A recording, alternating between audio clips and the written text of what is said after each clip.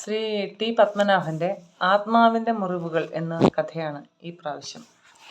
ചുട്ടുപഴുത്ത് കിടക്കുന്ന പുഴയിലൂടെ ഏതാനും മണിക്കൂറുകൾക്ക് മുമ്പ് മാത്രം കത്തിയടങ്ങിയ ചിതയും നോക്കി ഞാൻ നടന്നു. ആകാശവും ഭൂമിയും ചുട്ടുപഴുത്ത് കിടക്കുകയായിരുന്നു. എവിടെയും ഒരു തണലും ഉണ്ടായിരുന്നില്ല. മുൾച്ചെടികളുടെ ഇടയിലൂടെ, വീടുകളുടെ ഇടയിലൂടെ, പരന്നു കിടക്കുന്ന മണൽക്കാടിൻ്റെ നടുവിലൂടെ ഞാൻ നടന്നു. എൻ്റെ കൂടെ ശ്രീധരനും ഉണ്ടായിരുന്നു. ഞങ്ങൾ രണ്ടുപേരും ക്ഷീണിതരായിരുന്നു. മേഘരഹിതമായ ആകാശത്തു നിന്ന് ഒരു പകയോടെന്ന പോലെ സൂര്യൻ തീ വാരി എറിഞ്ഞുകൊണ്ടിരുന്നു. വിശപ്പും ദാഹവും മറന്നു പോകുന്ന ഒരുതരം അബോധാവസ്ഥയിലേക്ക് ഞാൻ തെന്നിപ്പോവുകയായിരുന്നു.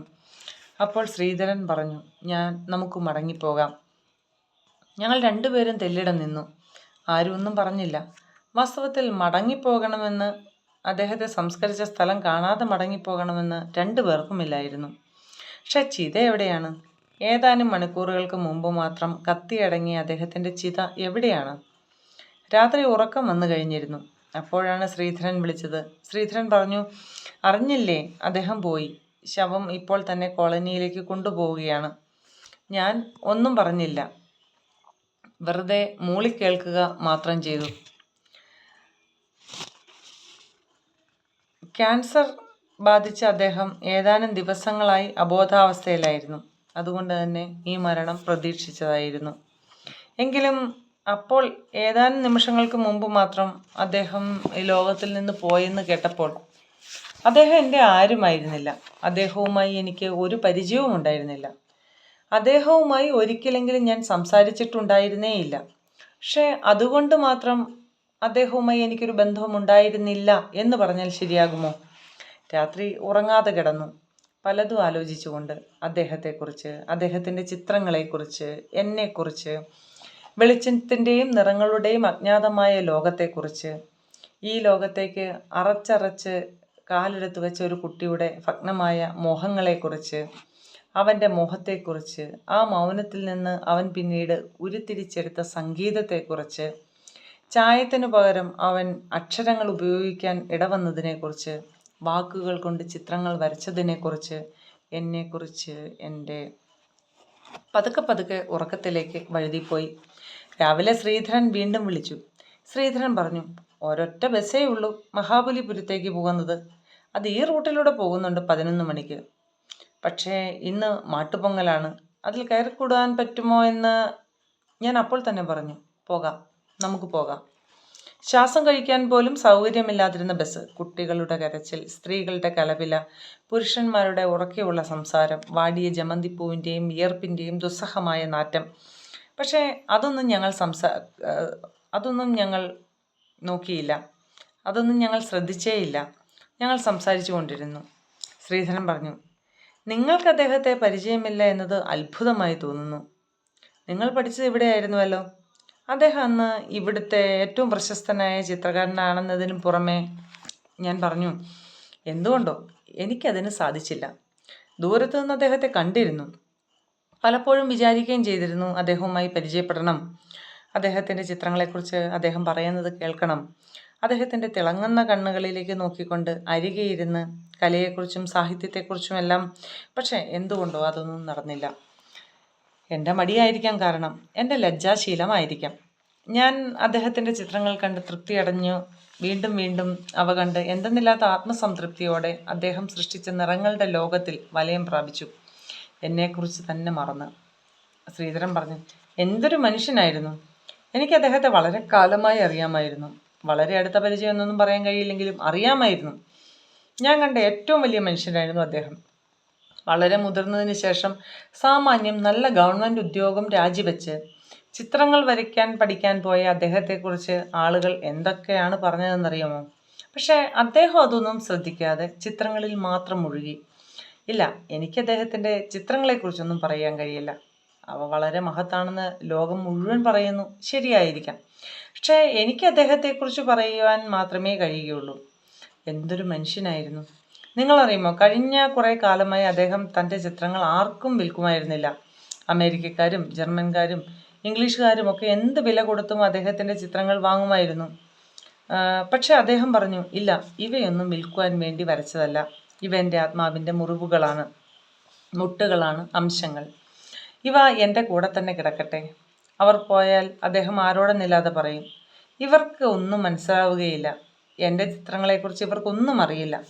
പക്ഷേ ഇവരുടെ കയ്യിൽ പണമുണ്ട്, അതുകൊണ്ട് ഇവർ. ചിലപ്പോൾ വളരെ നേരത്തെ മൗനത്തിന് ശേഷം അദ്ദേഹം പറയും, എവിടെയെങ്കിലും ഒരു നല്ല സ്ഥലത്ത് സ്ഥിരമായി സൗകര്യത്തോടെ ഈ ചിത്രങ്ങൾ ഒരുക്കി വയ്ക്കുവാൻ കഴിവുള്ള ആരെങ്കിലും ഉണ്ടായിരുന്നുവെങ്കിൽ, പ്രത്യേകിച്ചും എൻ്റെ നാട്ടിൽ. എനിക്കൊന്നും തരണ്ട, ഒരു കാശ് പോലും. കാശിന് വേണ്ടി ഞാൻ ഒരിക്കലും ഒന്നും ചെയ്തിട്ടുമില്ലല്ലോ. നല്ലൊരു കെട്ടിടത്തിൽ സൗകര്യത്തോടെ ആളുകൾക്ക് എപ്പോഴും വന്നു കാണാനായി ഭംഗിയിലൊരുക്കി. ഒരിക്കൽ ഞങ്ങൾ സംസാരിച്ചു കൊണ്ടിരിക്കെ അദ്ദേഹം പെട്ടെന്ന് ചോദിച്ചു, ശ്രീധരൻ, നിങ്ങൾക്ക് എൻ്റെ ചിത്രങ്ങൾ ഇഷ്ടമാണോ? നിങ്ങളവ മനസ്സിലാക്കുന്നുണ്ടോ? ഞാൻ ഞെട്ടിപ്പോയി. അങ്ങനെയൊരു ചോദ്യം അദ്ദേഹത്തിൽ നിന്ന് വന്നത്, അല്ലെങ്കിൽ അദ്ദേഹത്തിൽ നിന്നുണ്ടാകുന്നത് ആദ്യമായിട്ടായിരുന്നു. ഞാൻ അദ്ദേഹത്തിൻ്റെ മുഖത്തേക്ക് തന്നെ നോക്കി നിന്നു. അദ്ദേഹം പറഞ്ഞു, പറയൂ, സത്യം പറയണം. ഞാൻ പതുക്കെ പറഞ്ഞു, എനിക്ക് കലയെക്കുറിച്ചും ചിത്രങ്ങളെക്കുറിച്ചും ഒന്നും അറിയില്ല. പക്ഷേ എനിക്ക് നിങ്ങളെ അറിയാം, അത് മതി. പെട്ടെന്ന് അദ്ദേഹം എന്നെ കെട്ടിപ്പിടിച്ച് എന്തോ പറഞ്ഞു. അദ്ദേഹത്തിൻ്റെ ശബ്ദം ഇടറിയിരുന്നു. അദ്ദേഹത്തിൻ്റെ കണ്ണുകളിൽ വെള്ളമുണ്ടായിരുന്നു. എന്താണ് അദ്ദേഹം പറഞ്ഞതെന്ന് എനിക്കും മനസ്സിലായില്ല. ഞാനും വല്ലാതെയായിപ്പോയിരുന്നു. ഇത് വളരെ മുമ്പായിരുന്നു. പിന്നീട് ഞാനും ഇവിടെ നിന്ന് പോയല്ലോ. എപ്പോഴെങ്കിലും ഇവിടെ വന്നാൽ ഞാൻ അദ്ദേഹത്തെ കാണാറുണ്ടായിരുന്നു. പക്ഷേ അത്തരം സന്ദർഭങ്ങൾ കുറവായിരുന്നു. എങ്കിലും ഈ കോളനി സ്ഥാപിക്കുന്ന കാലത്ത് 2-3 തവണ അദ്ദേഹത്തെ കാണാൻ കഴിഞ്ഞിരുന്നു. എന്തൊരു ഉത്സാഹമായിരുന്നു അന്ന് അദ്ദേഹത്തിന്! ഇത് അദ്ദേഹത്തിൻ്റെ ഒരു ചിരകാല സ്വപ്നമായിരുന്നു. ആരുടെ അലട്ടും കൂടാതെ കലാകാരന്മാർക്ക് സ്വതന്ത്രമായി ജീവിക്കാനും ജോലി ചെയ്യുവാനുമുള്ള ഒരു സ്ഥലം. അവരുടെ വീടുകളും ഗ്യാലറികളും മാത്രമുള്ള അവരുടെ ഒരു കോളനി. ഒരു കുടുംബം എന്ന പോലെ എല്ലാവരും സ്നേഹത്തോടും വിശ്വാസത്തോടും കൂടി ജീവിക്കുന്ന. അല്പനേരത്തെ മൗനത്തിന് ശേഷം ശ്രീധരൻ വീണ്ടും പറഞ്ഞു, പക്ഷേ ഞാൻ ഒടുവിൽ അദ്ദേഹത്തെ കണ്ടപ്പോൾ അദ്ദേഹം പഴയ ആളായിരുന്നില്ല. അദ്ദേഹം അധികമൊന്നും ചിന്തിക്കുകയുണ്ടായിരുന്നില്ല, സംസാരിക്കുകയുണ്ടായിരുന്നില്ല. അദ്ദേഹം കൂടുതൽ ചിന്താധീനനായിരുന്നു. പറയുവാൻ കഴിയാത്ത എന്തോ ഒന്ന് അദ്ദേഹത്തിൻ്റെ മനസ്സിനെ കാര്യമായി അലട്ടുന്നത് പോലെ തോന്നി. പക്ഷെ എന്താണെന്ന് അദ്ദേഹം ഒരിക്കലും പറയുകയുണ്ടായിരുന്നില്ല. എന്തോ ആലോചിച്ചിട്ടെന്ന പോലെ ശ്രീധരൻ പറഞ്ഞു, എനിക്കതിനെപ്പറ്റി ഊഹിക്കാൻ കഴിയുന്നതേ ഉള്ളൂ. ഞാനൊന്നും പറഞ്ഞില്ല. കോളനിയെ ദൂരത്തു നിന്ന് തന്നെ കാണാമായിരുന്നു. വിശാലമായ പൂഴിപ്പുരയിൽ ചെറുതും വലുതുമായ കുടിലുകൾ, കെട്ടിടങ്ങൾ, ഷെഡുകൾ. വേനലും മഴയും സഹിച്ച് പ്രകൃതിയുടെ ഭാഗമായി തീർന്ന വെളിപ്പറമ്പിൽ കിടക്കുന്ന നരച്ച ശില്പങ്ങൾ.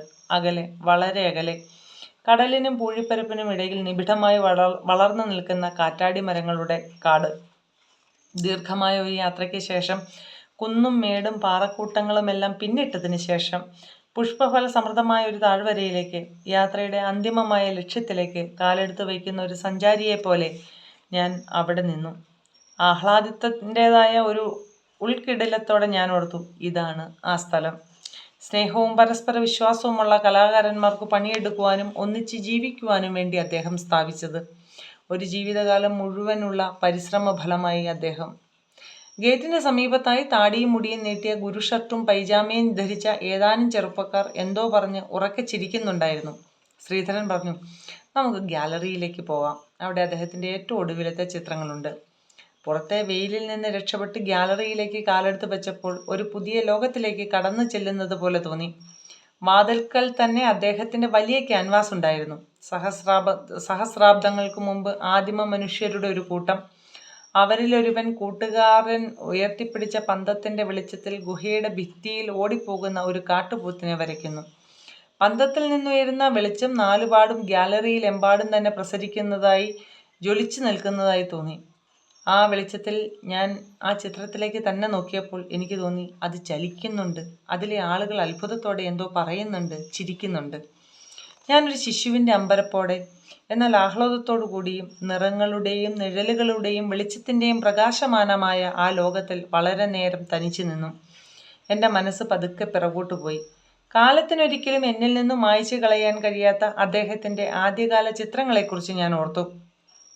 രാവിലെ കുളിച്ചു കുറിതൊട്ട് പഴയ ഓലക്കുടയും ചൂടി അമ്പലത്തിലേക്ക് പോകുന്ന കേരളീയ യുവതികൾ, ചാഞ്ഞു കിടക്കുന്ന തെങ്ങുകളുടെ അടിയിലൂടെ വള്ളമൂന്നിപ്പോകുന്ന പൊന്നാനിയിലെ ക്ഷീണിതരായ തോണിക്കാർ, കുട്ടികളെ മടിയിൽ വെച്ച് നാട്ടുവർത്തമാനം പറയുന്ന അമ്മമാർ, മഞ്ഞയും നീലയും ചുവപ്പും ചായങ്ങൾ കൊണ്ട് അദ്ദേഹം തീർത്ത അഭൗമമായ ആ പ്രപഞ്ചം.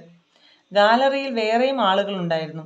രംഗരാജൻ, അലി അഹമ്മദ്, ശിവസുബ്രഹ്മണ്യം, രംഗരാജൻ തൻ്റെ ഒരു ക്യാൻവാസ് ചൂണ്ടിക്കൊണ്ട് ദീർഘകായനായ ഒരു വിദേശിയോട് പറഞ്ഞതെങ്കിലും ദൃഢസ്വരത്തിൽ സംസാരിക്കുകയെന്നുണ്ടായിരുന്നു. രംഗരാജൻ്റെ കൂടെ രംഗരാജൻ്റെ ചെറുപ്പക്കാരിയായ ഭാര്യയുമുണ്ടായിരുന്നു. അലി അഹമ്മദും തൻ്റെ ഒരു ചിത്രത്തിന് മുമ്പിൽ നിന്നുകൊണ്ട് ഒരു സന്ദർശകനോട് എന്തോ സംസാരിക്കുകയായിരുന്നു. പ്രത്യക്ഷത്തിൽ ധനികനായ ആ സന്ദർശകൻ്റെ ഏക കൈമുതൽ അയാളുടെ ധനമാണെന്ന് എനിക്ക് തോന്നി. അയാളുടെ മുഖത്ത് അഹന്തയും ധിക്കാരവും സ്ഫുരിച്ചു നിന്നിരുന്നു. ചെറുപ്പക്കാരെ പോലെ മുടി നീട്ടി അയാൾ പ്രായത്തിന് ചേരാത്ത നിറപ്പകിട്ടുള്ള വസ്ത്രങ്ങളായിരുന്നു ധരിച്ചിരുന്നത്. അയാളോട് യൂറോപ്പിലെ കലാരംഗത്ത് വന്നുകൊണ്ടിരിക്കുന്ന പരിവർത്തനങ്ങളെക്കുറിച്ചായിരുന്നു അലി അഹമ്മദ് പറഞ്ഞുകൊണ്ടിരുന്നത്. അലി അഹമ്മദ് തൻ്റെ ശുദ്ധമായ ഇംഗ്ലീഷിൽ പറഞ്ഞു. ഡ്രോയിങ്ങും പെയിൻറ്റിങ്ങും തമ്മിലുള്ള വ്യത്യാസത്തെക്കുറിച്ച് ഒരിക്കൽ ചകാൻ പറയുകയുണ്ടായി. പെട്ടെന്ന് അതുവരെ ഞങ്ങളോട് വിരസതയോടെ കേട്ടുകൊണ്ടിരുന്ന ധനികനായ സന്ദർശകൻ ഉറക്കെ പറഞ്ഞു, നോൺസെൻസ്, ചാകൽ, വാട്ട് ചാകൽ? പിന്നീട് അദ്ദേഹം തനിക്ക് മാത്രം കേൾക്കാവുന്ന രീതിയിൽ എന്തോ പിറുപിറുത്തുകൊണ്ടിരുന്നു.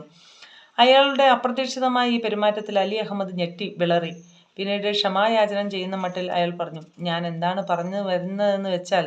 പക്ഷെ ധനികനായ സന്ദർശകൻ അലി അഹമ്മദിനെ പറഞ്ഞു തീർക്കാൻ സമ്മതിച്ചില്ല.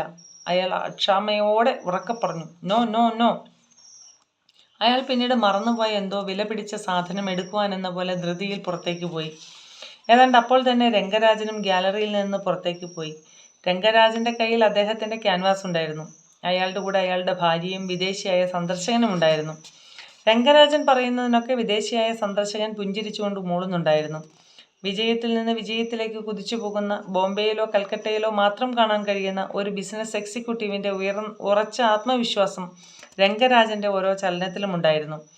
എന്നെ കടന്നു പോയപ്പോൾ അയാൾ എന്നെ നോക്കി പുഞ്ചിരിക്കുകയുണ്ടായി. പക്ഷേ അയാൾ നിൽക്കുകയുണ്ടായില്ല. ഭാര്യ മാത്രം ഒരു നിമിഷം അറച്ചു നിന്നു. ഞാൻ ചോദിച്ചു, എന്നെ ഓർമ്മയുണ്ടോ? അവർ വെളുക്കെ ചിരിച്ചുകൊണ്ട് പറഞ്ഞു, നിങ്ങളുടെ റോസാപ്പൂക്കൾ, ഓ അവ എത്ര മനോഹരമായിരിക്കുന്നു. പിന്നീട് അവരും ഭർത്താവിൻ്റെ കൂടെ എത്തുവാൻ ഓടിപ്പോയി. മുറിയിൽ ഞങ്ങൾക്ക് പുറമെ അപ്പോൾ അലി അഹമ്മദും ശിവസുബ്രഹ്മണ്യവും മാത്രമേ ഉണ്ടായിരുന്നുള്ളൂ. ശിവസുബ്രഹ്മണ്യത്തിൻ്റെ കയ്യിൽ ഓടുകൊണ്ടുള്ള ഒരു ശില്പം ഉണ്ടായിരുന്നു. ശില്പം മുറുകെ പിടിച്ച് എങ്ങോട്ടോ നോക്കി ശിവസുബ്രഹ്മണ്യം പുഞ്ചിരിച്ചു കൊണ്ടിരുന്നു. ശിവസുബ്രഹ്മണ്യം ചിരിക്കുമ്പോൾ വസൂരിക്കലയുള്ള അയാളുടെ മുഖത്ത് കാക്കക്കാലുകൾ വിരിയുന്നുണ്ടായിരുന്നു. ശിവസുബ്രഹ്മണ്യം തൻ്റെ ശില്പം വാങ്ങുവാൻ വരുന്ന ധനികനും വിദേശിയുമായ ഒരു സന്ദർശകനെ സ്വപ്നത്തിൽ കണ്ട് പുഞ്ചിരിക്കുകയാണെന്ന് എനിക്ക് തോന്നി. എനിക്ക് പെട്ടെന്ന് എന്തെന്നില്ലാത്ത ക്ഷീണവും മടുപ്പും അനുഭവപ്പെട്ടു. അലി അഹമ്മദ് അപ്പോഴും അവിടെ ഉണ്ടായിരുന്നു. ആദ്യം കണ്ട അതേ സ്ഥലത്ത്, അയാളുടെ ചിത്രത്തിന് മുമ്പിൽ. മനോരോഗിയായ സന്ദർശകൻ അയാളെ വിട്ടുപോയിരുന്നു. ഞാൻ അലി അഹമ്മദിനോട് ചോദിച്ചു, എന്നെ ഓർമ്മയുണ്ടോ? ഒരു സ്വപ്നത്തിൽ നിന്ന് ഞെട്ടി ഉണർന്നിട്ടെന്ന പോലെ അലി അഹമ്മദ് ചോദിച്ചു, എന്താണ് നിങ്ങൾ പറഞ്ഞത്? ഓർമ്മയുണ്ടോന്നോ? നിങ്ങളെ ഓർമ്മയുണ്ടോന്നോ? തീർച്ചയായും തീർച്ചയായും, നിങ്ങളെ ഞാൻ. അലി അഹമ്മദ് പെട്ടെന്ന് വീണ്ടും നിശബ്ദനായി. അയാളുടെ മുഖത്ത് അമ്പരപ്പുണ്ടായിരുന്നു. ഞാൻ മടുപ്പോടെ ഓർത്തു, ഇല്ല, ഇയാൾ എന്നെ ഓർക്കുന്നില്ല. ഇയാൾ വെറുതെ ഭംഗി വാക്ക് പറയുകയാണ്. ഇയാൾ ഇപ്പോഴും ഓർക്കുന്നത് ചെറുപ്പക്കാരെ പോലെ മുടി നീട്ടി നിറപ്പകിട്ടുള്ള വസ്ത്രങ്ങൾ അണിഞ്ഞ ധനികനായ ആ സന്ദർശനെക്കുറിച്ച് മാത്രമാണ്. ഒരു ഉൾക്കിടലത്തോടെ ഞാൻ അപ്പോൾ പെട്ടെന്ന് ഓർത്തുപോയി, അദ്ദേഹം മരിച്ചിരിക്കില്ലേ? അദ്ദേഹത്തിൻ്റെ മരണത്തെ സൂചിപ്പിക്കുന്ന ഒന്നും തന്നെ ഇവിടെ ഞാൻ. ഒരു സൂചി പോലെ ആ ഓർമ്മ ഹൃദയത്തിൽ. ശ്രീധരൻ പറഞ്ഞു, ഇനി ഇവിടുത്തെ കാര്യങ്ങളൊക്കെ ആരായിരിക്കും? അലി അഹമ്മദിനോടായിരുന്നു ശ്രീധരൻ പറഞ്ഞത്. അലി അഹമ്മദ് അപ്പോൾ മനസ്സിൻ്റെ ഗുഹയിൽ നിന്നും ചുവന്ന കണ്ണുകളുടെ പുറത്തേക്ക് വന്നു.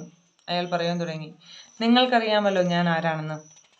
എന്തിനായിരുന്നു അദ്ദേഹം ഹൈദരാബാദിൽ നിന്ന് എന്നെ ഇവിടേക്ക് ക്ഷണിച്ചു കൊണ്ടുവന്നതെന്നും നിങ്ങൾക്കറിയാമല്ലോ. പക്ഷേ അതറിയില്ലെന്ന് നടിക്കുന്നവർ ഇവിടെയുണ്ട്. അദ്ദേഹം മഹാനായ ഒരു കലാകാരനായിരുന്നു. ഈ കാലഘട്ടം കണ്ട ഏറ്റവും മഹാനായ കലാകാരൻ. എന്നെ മനസ്സിലാക്കുവാൻ അദ്ദേഹത്തിന് ആദ്യം മുതൽക്ക് തന്നെ കഴിഞ്ഞിരുന്നു. എങ്കിലും ഇപ്പോൾ എനിക്ക് തന്നെ തോന്നുന്നു. അലി അഹമ്മദിൻ്റെ വാക്കുകൾ കേട്ട് നിൽക്കുന്തോറും എൻ്റെ ക്ഷീണവും ദാഹവും വർദ്ധിച്ചു വന്നു. ഒരു ഗ്ലാസ് വെള്ളം കിട്ടിയെങ്കിൽ എന്ന് ഞാൻ ആശിച്ചു. ഒരു ഗ്ലാസ് വെള്ളം മാത്രം. പക്ഷെ എന്തുകൊണ്ടോ ഞാൻ ചോദിച്ചില്ല. എനിക്ക് ചോദിക്കാൻ കഴിഞ്ഞില്ല. ഞാൻ ശ്രീധരനോട് പറഞ്ഞു, നമുക്ക് പോകാം. വാതുക്കൽ ശിവസുബ്രഹ്മണ്യം ഉണ്ടായിരുന്നു. ശിവസുബ്രഹ്മണ്യത്തിൻ്റെ മുഖത്ത് എപ്പോഴും പുഞ്ചിരി ഉണ്ടായിരുന്നു. ഞാൻ ശിവസുബ്രഹ്മണ്യത്തോട് ചോദിച്ചു, അദ്ദേഹത്തെ സംസ്കരിച്ചത് എവിടെയാണ്? ശിവസുബ്രഹ്മണ്യത്തിൻ്റെ മുഖത്ത് നിന്ന് ഒരു നിമിഷത്തേക്ക് അയാളുടെ വിഡ്ഢിച്ചിരി വിട്ടുമാറി. അയാൾ വെളിയിലിറങ്ങി അകലെ കൈ ചൂണ്ടിക്കാട്ടി. അയാൾ അപ്പോഴും ഒന്നും പറയുകയുണ്ടായിരുന്നില്ല. കൈ നീട്ടി ഒരു പ്രതിമ പോലെ നിൽക്കുക മാത്രം ചെയ്തു. ചുട്ടുപൊള്ളുന്ന പൂഴിയിലൂടെ ഞങ്ങൾ നടന്നു. അദ്ദേഹത്തെ സംസ്കരിച്ച സ്ഥലത്തെക്കുറിച്ചുള്ള ഒരു ബോധവും ഞങ്ങളിലുണ്ടായിരുന്നില്ല. ഞങ്ങൾ മൂകരായി നടന്നു. കുറേ കഴിഞ്ഞപ്പോൾ ശ്രീധരൻ ചോദിച്ചു, നിങ്ങൾക്ക് ഇവരെ പരിചയമുണ്ട് അല്ലേ? കുറേ നേരത്തേക്ക് ഞാൻ ഒന്നും പറഞ്ഞില്ല. പിന്നീട് പതുക്കെ എന്നോട് തന്നെ എന്ന പോലെ പറഞ്ഞു, ഇവർ 2 തവണ എൻ്റെ അതിഥികളായിരുന്നു കൊച്ചിയിൽ. ശ്രീധരൻ എന്തോ പറയുവാൻ തുനിഞ്ഞെങ്കിലും പെട്ടെന്ന് നിർത്തിക്കളഞ്ഞു. ഞാൻ പുഞ്ചിരിച്ചു. എങ്കിലും എൻ്റെ പുഞ്ചിരിയിൽ ദൈന്യതയുണ്ടായിരുന്നു. പുതുതായി പണിതീർത്ത ഒരു വീടിൻ്റെ മുമ്പിലൂടെ കടന്നുപോയപ്പോൾ ശ്രീധരൻ പറഞ്ഞു, ഇത് രംഗരാജൻ്റെ വീടാണ്. പലതും ഓർത്തുകൊണ്ട് നടന്നിരുന്ന ഞാൻ വീട് ശ്രദ്ധിക്കുക പോലും ഉണ്ടായിരുന്നില്ല. ശ്രീധരൻ്റെ വാക്കുകൾ എൻ്റെ ഓർമ്മയുടെ പ്രവാഹത്തെ തടഞ്ഞു നിർത്തി. ഞാൻ ചോദിച്ചു, എന്താണ് നിങ്ങൾ പറഞ്ഞത്? ശ്രീധരൻ വീണ്ടും പറഞ്ഞു, ഇത് രംഗരാജൻ്റെ വീടാണ്. ഞാൻ കണ്ടു. പുതിയ ശില്പശൈലിയിലുള്ള സാമാന്യം ഭേദപ്പെട്ട ഒരു ഇരുനില കെട്ടിടം. പട്ടണത്തിലെ ഭേദപ്പെട്ട ലൊക്കാലിറ്റികളിൽ മാത്രം കാണാവുന്ന തരത്തിലുള്ളത്. പക്ഷെ വീടായിരുന്നില്ല എൻ്റെ ശ്രദ്ധയെ പിടിച്ചു നിർത്തിയത്. വീടിന് 4 പുറവുമുള്ള ഉയർന്ന മതിലുകളായിരുന്നു. മതിലുമല്ല, മതിലിന്മേൽ പതിച്ച കൂർത്ത കണ്ണാടി ചില്ലുകളായിരുന്നു. ക്രൂരമായ ഒരു പരിഹാസത്തോടെ കണ്ണാടി ചില്ലുകൾ എൻ്റെ ഹൃദയത്തിൽ ആഞ്ഞു പതിച്ചു. അവയുടെ എല്ലാ ശക്തിയോടും കൂടെ എൻ്റെ ദുർബലമായ മനസ്സിൽ ഞാൻ പരതി നിൽക്കെ ആഞ്ഞു പതിച്ചു.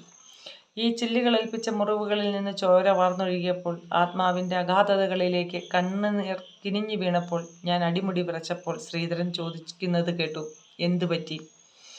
ഞാൻ പതുക്കെ പറഞ്ഞു, ഒന്നുമില്ല. ശ്രീധരൻ എൻ്റെ നെറ്റിയിൽ കൈവച്ച് പറഞ്ഞു, നിങ്ങൾക്ക് പനിക്കുന്നുണ്ടല്ലോ. ഞാനൊന്നും പറഞ്ഞില്ല. ശ്രീധരൻ വീണ്ടും പറഞ്ഞു, നമുക്ക് മടങ്ങാം. ഞാൻ നിഷേധഭാവത്തിൽ തലയാട്ടി. കടലിൻ്റെ ഇരമ്പം കേൾക്കാമായിരുന്നു. ഞാൻ പറഞ്ഞു, ശ്രീധരൻ, നിങ്ങൾ കടലിൻ്റെ ഇരമ്പം കേൾക്കുന്നില്ലേ? എങ്കിലും ഇവിടെ നിന്ന് നിങ്ങൾക്ക് കടൽ കാണുവാൻ കഴിയുന്നില്ല. നിങ്ങൾക്കും കടലിനും മധ്യത്തിൽ കാറ്റാടി മരങ്ങളുടെ ഇടതീർന്ന കാടുണ്ട്. പക്ഷെ അതുകൊണ്ട് കടൽ ഇല്ലാതാവുന്നില്ല. കടൽ നിങ്ങളുടെ വളരെ അടുത്ത് തന്നെയുണ്ട്. കാണുന്നില്ലെങ്കിലും നിങ്ങൾ അതറിയുന്നുണ്ട്, അല്ലേ? ശ്രീധരൻ പറഞ്ഞു, നിങ്ങൾ വേദാന്തം പറയുകയാണോ? ഞാൻ പറഞ്ഞു, എനിക്ക് വേദാന്തത്തിൽ താല്പര്യമില്ല. ഞാൻ പെട്ടെന്ന് വീണ്ടും പറഞ്ഞു, ശ്രീധരൻ, എനിക്ക് തോന്നുന്നു ഈ കാറ്റാടി മരങ്ങളുടെ അപ്പുറത്ത് കടൽ തീരത്തായിരിക്കും അദ്ദേഹത്തെ സംസ്കരിച്ചിട്ടുണ്ടായിരിക്കുക എന്ന്. വരൂ. വളരെയൊന്നും പ്രായമായിട്ടില്ലാത്ത മരങ്ങളുടെ തഴച്ചു നിൽക്കുന്ന ചില്ലകൾ വകഞ്ഞു മാറ്റി പുറത്തേക്ക് കടന്നപ്പോൾ എൻ്റെ ഊഹം ശരിയായിരുന്നു. ഞങ്ങൾ കണ്ടു. ഒന്നുമില്ല. കടൽക്കരയിലെ പൂഴിയിൽ ഒരു ചെറിയ ചാൽ, പൊട്ടിയ ഒരു മൺകുടത്തിൻ്റെ കഷ്ണങ്ങൾ. കാറ്റ് വീശുമ്പോൾ അപ്പോഴും പൂർണ്ണമായി കെട്ടടങ്ങിയിട്ടില്ലാത്ത ചിതയിലേക്ക് പൂഴിത്തരികൾ ഊർന്നു വീഴുന്നുകൊണ്ടിരുന്നു. കടൽ ഇരമ്പുന്നുണ്ടായിരുന്നു. ആ ചാരത്തിൻ്റെയും മൺകുടത്തിൻ്റെയും കഷ്ണങ്ങളുടെയും മുമ്പിൽ വളരെ നേരം കടലിൻ്റെ ഇരമ്പവും കാറ്റിൻ്റെ ദുഃഖശ്രുതിയും കേട്ടുകൊണ്ട് നിന്നപ്പോൾ എന്തെന്നില്ലാത്ത ഒരു സംതൃപ്തി എനിക്ക് അനുഭവപ്പെട്ടു. ഞാൻ വിചാരിച്ചു, ഇങ്ങനെയായിരിക്കും അദ്ദേഹം ആഗ്രഹിച്ചിട്ടുണ്ടായിരിക്കുക. ഞങ്ങൾ മടങ്ങി. വഴിയിൽ ഞങ്ങൾ ഒന്നും സംസാരിക്കുകയുണ്ടായിരുന്നില്ല.